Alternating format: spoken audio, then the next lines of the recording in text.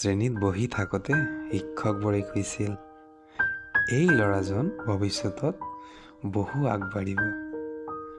আৰু বন্ধুবিলাকেও ক'লে, তইতো জিনিয়াছ।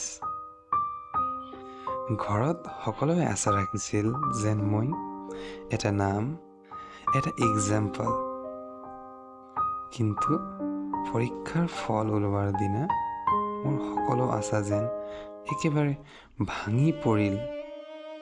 ৰিজাল্ট খুলি চাওঁতে বুকুৰ ভিতৰত কিবা বিষ যেন লাগিছে। নামৰ কাষত আছিল শূন্যতা। নাছিল ৰিজাল্টত নাম, নাছিল ছাকচেছৰ তালিকাত কোনো নাম।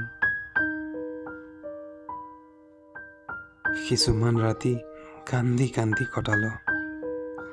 সোণালী ভৱিষ্যত বুলি ভবা দিনবোৰ এতিয়া অন্ধকাৰ যেন লাগিছে। বন্ধুবোৰৰ ফোন ৰিচিভ নকৰোঁ আজিকালি। বাহিৰলৈ ওলাবলৈ যেন কেনেকুৱা ভয় লাগে। ঘৰৰ মানুহৰ লগত কথা ক'ব আমাৰ যেনেকৈ লাজে লাগে। ঘৰৰ মানুহৰ চকুৰ লগত চকু ৰাখিবই নোৱাৰোঁ। এইবোৰে মোক প্ৰশ্ন কৰিছে, মই হেৰুৱালনে? বন্ধুবোৰ আঁতৰ হৈছে।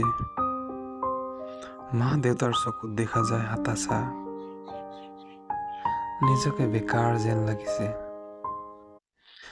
কিন্তু মই এতিয়া হাৰ মানিমনে? এইটোৱে শেষ নে মোৰ কাহিনী? নহয়, এইটো কেৱল এটা অধ্যায়, শেষ নহয়। আজিৰ বিফলতা মোৰ আগলৈ যোৱা প্ৰথম খোজ। কাৰণ মই দায়িত্ব ল'ব জানো। মই এটা ফাইটাৰ। কাৰণ মই উঠিবও জানো। এটা পৰীক্ষা মোৰ জীৱন সমাপ্ত নকৰে। আজিৰ এই বেয়া ফলাফল কাইলৈ মোৰ সফলতাৰ প্ৰেৰণা হ'ব। মই নিজকে হেৰুৱাব নোৱাৰোঁ। কাৰণ মই জানো, স্বপ্ন মানে কেৱল হ'বলৈ নহয়, স্বপ্ন মানে হয় যি তোমাক হ'ব নিদিয়ে। মানুহে ক'ব, এইজন পৰীক্ষাত ফেইল কৰিছে। কিন্তু এদিন মইহে প্ৰমাণ কৰিম যে মই জীৱনত সফল হ'ম বুলি। আৰু সেই মানুহৰ আগত মই সফলতাৰে খোজকাঢ়ি সন্মুখত যাম। মই এক উদাহৰণ হ'বলৈ আহিছোঁ।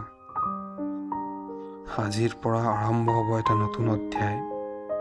মই দেখুৱাম যে মই কি কৰিব পাৰিম। এজন ৰাইজে নাকচ কৰিলে মোৰ মূল্য কমি নাযায়। উঠিম, আগবাঢ়িম, চেষ্টা কৰিয়েই থাকিম। শুনা, ফেইল হোৱাটো লাজৰ কথা নহয়। ফেইল হোৱাটো এটা ব্যৰ্থতাৰ চিহ্ন। 5 বছৰ পিছত তুমি পিছলৈ চাই হাঁহি দিবা। ক'বা, ভালেই হৈছে সেইদিনা মই ফেইল হৈছিলোঁ। নহ'লে মই নিজৰ বাস্তৱিকতা কেতিয়াও বিচাৰি নাপালোঁ হয়। আহা, আজিৰ পৰা আমি পিছৰ কথা সকলো পাহৰি নিজৰ নতুন পথত অগ্ৰসৰ হ'ম। আৰু মোৰ এইবাৰ ক'ত ভুল হৈছে সেইটো ভুল শুধৰণি কৰিম। আৰু নেক্সট পৰীক্ষাত ৰিজাল্ট ভাল কৰিম বুলি আমি নিজক এটা নতুন অধ্যায় লিখিবলৈ সাজু হ'ম।